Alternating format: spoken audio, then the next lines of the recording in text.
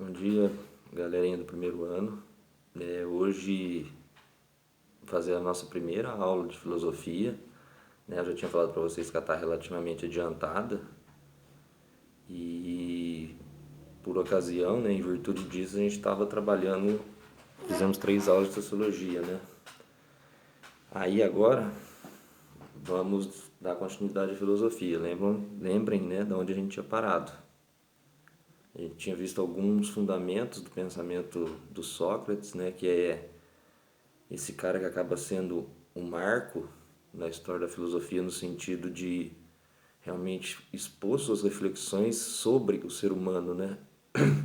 E não apenas sobre a natureza como faziam os pré-socráticos. Por isso essa nomenclatura, né? Os pré-socráticos e a filosofia pós-Sócrates, tá? E hoje nós vamos entrar no quê? No discípulo do Sócrates, Platão. Um cara que está ali, um pensador que está ali no período clássico grego, morreu em 347, algo assim, antes de Cristo, e que tem uma importância, galera, fundamental, não só para o pensamento filosófico.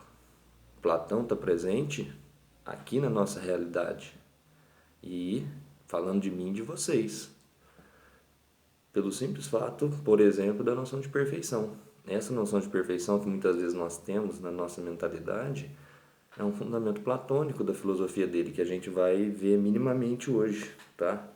Então, a aula de hoje e a próxima aula de filosofia eu vou dividir em Platão, tá? Porque realmente ele é um dos grandes expoentes do pensamento filosófico. Ele juntamente com Aristóteles, eles são duas bases sobre as quais a filosofia não vai se desgarrar. Eles discutem muita coisa, eles discutem política, eles vão discutir relações sociais, eles vão discutir vários tipos de teorias filosóficas. E nesse sentido, a importância, né, de dedicar 2 aulas para o Platão. Né? Então, o que a gente tem nessa história de filosofia? Uma tríade, galera, de mestres e discípulos: Sócrates, Platão e Aristóteles, um discípulo do outro. E o Sócrates, obviamente, o primeiro, inclusive já estudamos, né? E o Platão, galera, é o cara que registrava, primeiramente, a filosofia do Sócrates. Ele era um observador e tudo que a gente conhece do Sócrates é por meio dele, tá? Só que é lógico que ele vai futuramente desenvolver suas próprias teorias, né? E por isso mesmo que tem essa complexidade. E o pensamento dele,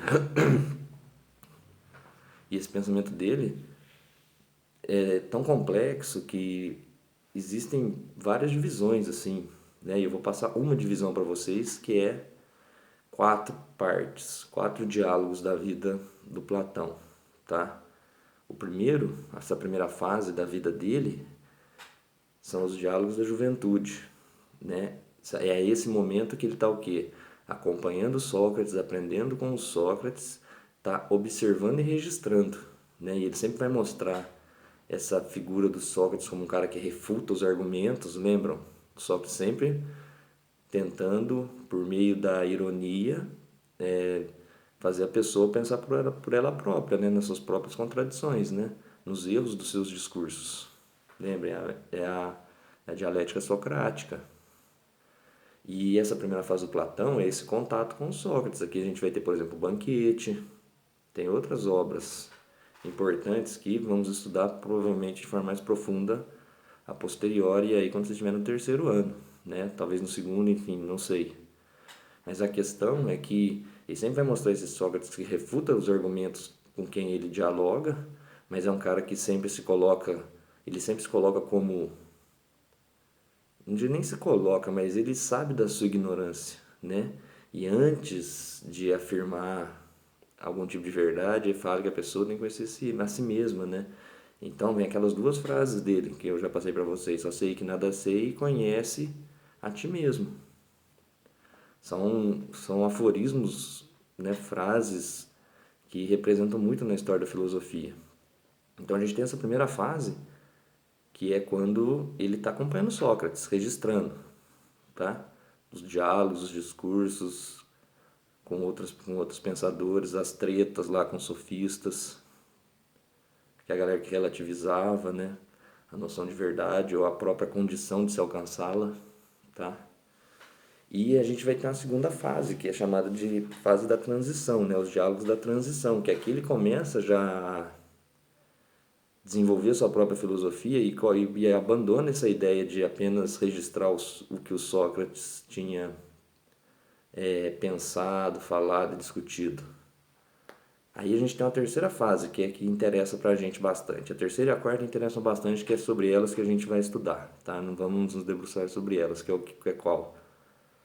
A maturidade, então a primeira juventude, a segunda transição, a terceira maturidade, que aqui realmente ele começa a construir sua autonomia intelectual, ele começa a construir sua filosofia, né? Então ele fica um cara foda nessa fase aqui. E, inclusive é nela que sai, por exemplo, a obra A República, que é a mais conhecida e muitos falam que é a mais importante. E a gente tem, galera, uma quarta fase, que é a velhice. Então, ó, juventude, transição, maturidade, velhice. Na velhice, ele vai fazer o quê? Uma revisão crítica do seu próprio pensamento. Ou seja, é o Platão velho olhando para os escritos, a sua forma de pensar de décadas antes e tentando fazer uma crítica sobre ele mesmo. E é nesse sentido da crítica que ele vai mudar algumas concepções. Tá? Então, pra gente vai ser bem interessante ficar nessa terceira e na segunda e na quarta, porque a primeira a gente já viu mais ou menos, que é sobre Sócrates, tá? Então, essa terceira fase da maturidade, né? Vamos contextualizar. Filosofia, galera, desde os pré-socráticos, e a gente estudou isso. Sempre ela se ocupou de buscar uma compreensão da realidade, lembram? É lógico, a partir da racionalidade, porque os mitos também compreendem a realidade, mas de uma forma mágica. Aqui é realmente a busca por algo, por uma explicação racional, uma coisa mais concreta. E aí a gente tem, por exemplo, lembra, Demócrito de Abdera, a discussão sobre os átomos, né, como elemento que constitui, né, todas as coisas. Aí a gente tem o Tales de Mileto, que é considerado por Aristóteles o primeiro filósofo, que tem na água, né, esse princípio fundador. A gente vai ter aquela discussão bem interessante entre Parmênides e Heráclito, né? Parmênides com a ideia de unidade, as coisas não mudam, o Heráclito as coisas mudam, né? Lembram disso? Então é aquela busca por compreender uma realidade, né? Tem esse copo meu aqui, quero que eu coloco para vocês. A questão é, ele cai e quebra, ele continua sendo um copo? Para o Parmênides, ele continua, ele é um copo, é uma ideia de unidade, independente das transformações que acontecem. Agora, para o Heráclito, a pegada é outra, as coisas mudam o tempo inteiro. Lembra da metáfora do rio? O indivíduo não entra no rio duas vezes, porque o rio não é mais o mesmo e ele não é mais o mesmo. Então, no Heráclito, sempre uma dinâmica, mudança, e o Parmênides é uma coisa mais unidade, tá?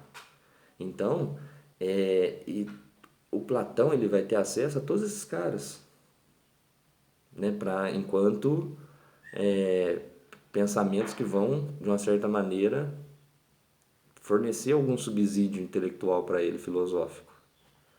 Né? Tem uma galera antes dele que está produzindo filosofia também, não só o próprio Sócrates. Né? E é nessa busca, né, pela compreensão da realidade de uma maneira racional é que ele vai desenvolver a principal teoria dele, né? Isso no meu entendimento, obviamente, tá?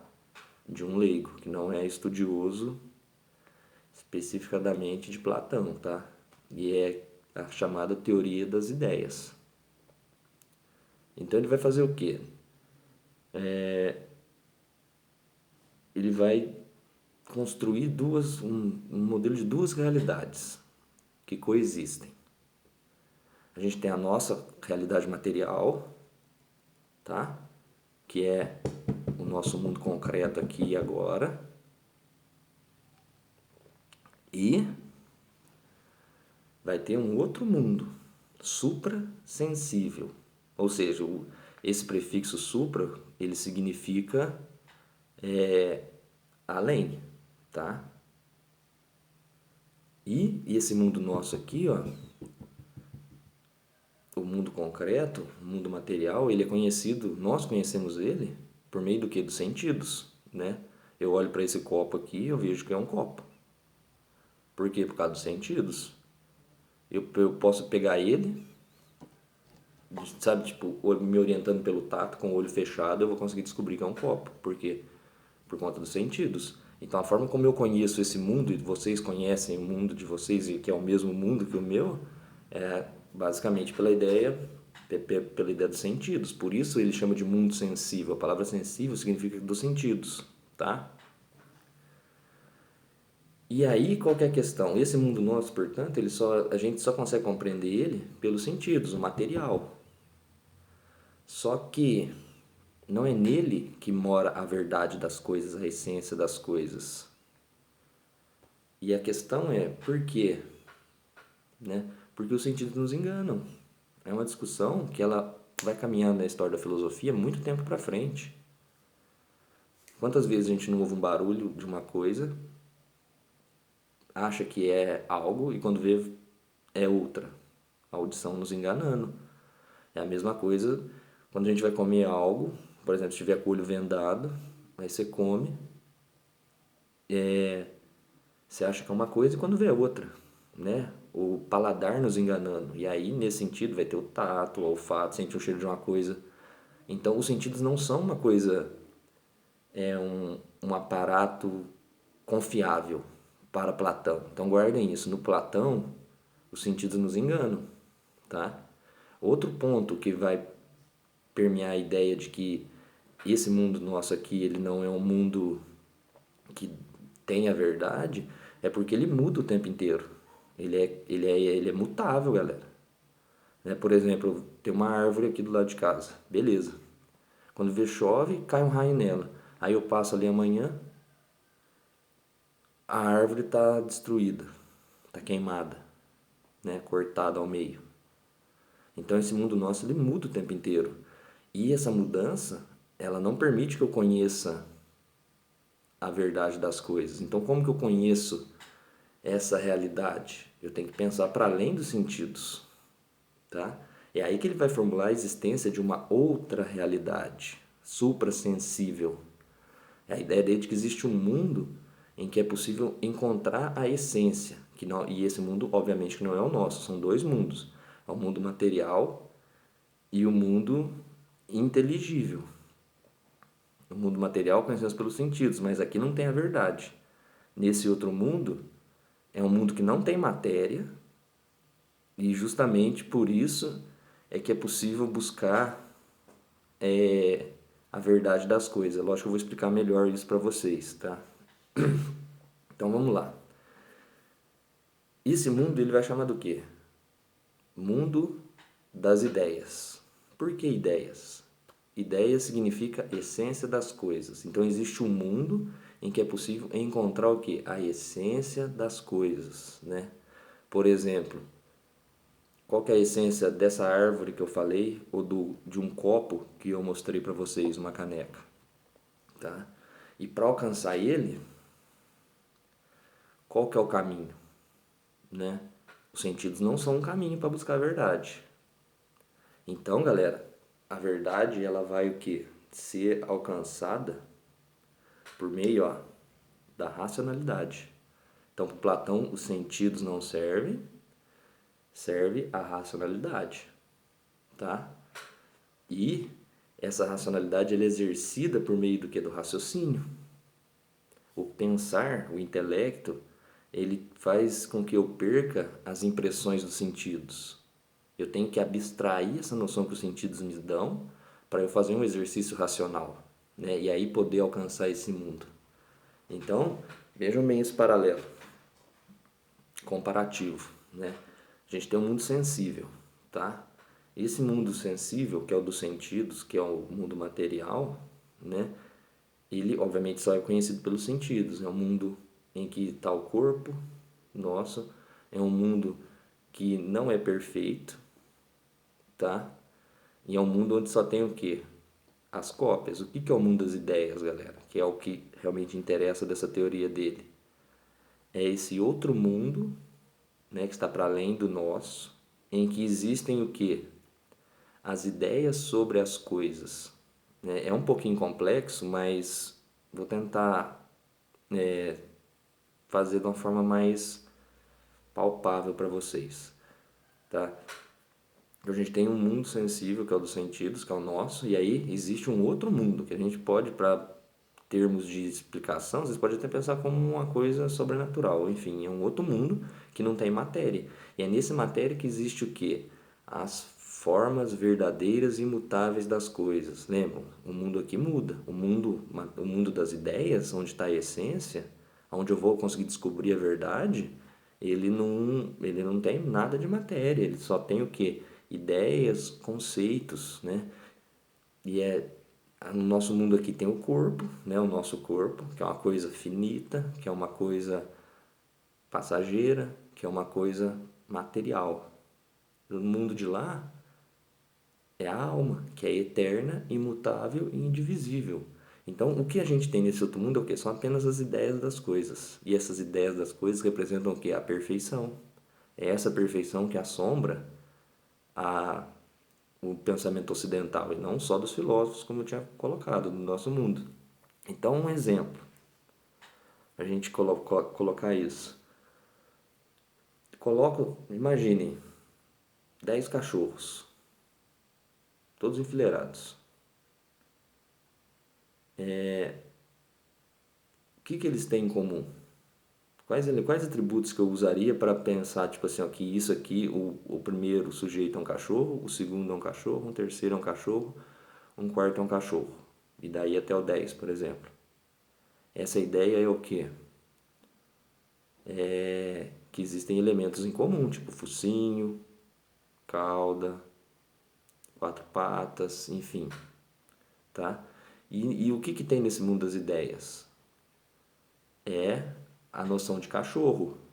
Nele não muda a noção de cachorro, tipo, o que é um cachorro.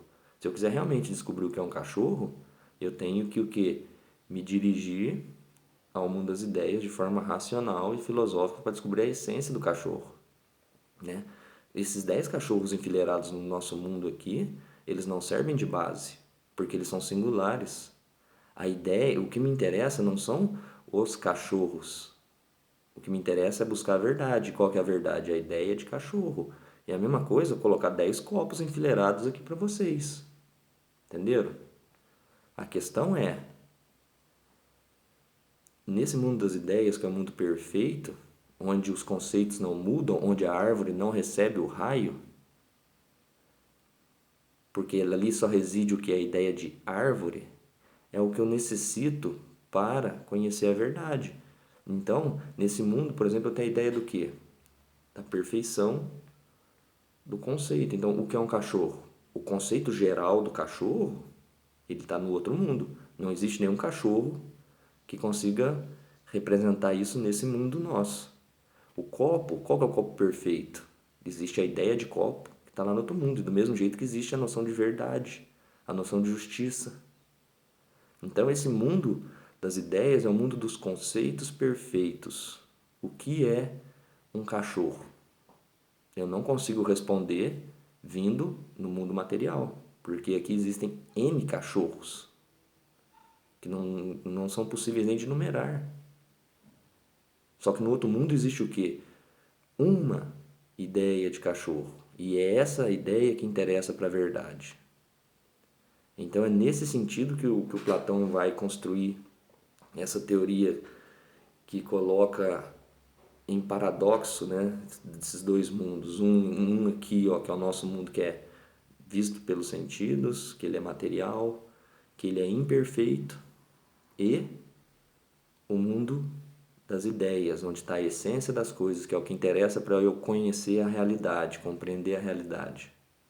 Que ele é o que ele é acessado apenas pela racionalidade, pelos sentidos jamais eu chego nesse mundo aqui, os sentidos têm que eles estão aqui.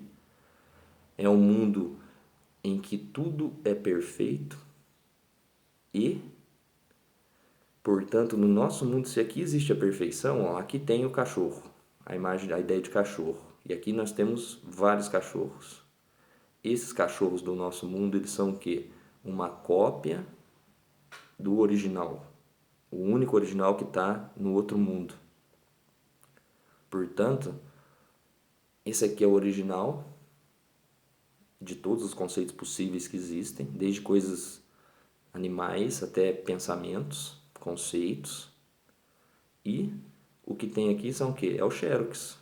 Então tudo que a gente viu e tudo que a gente experimentou, galera, no nosso mundo aqui, a partir dos sentidos, são cópias. O original está em outro lugar, o verdadeiro, aquele que não muda.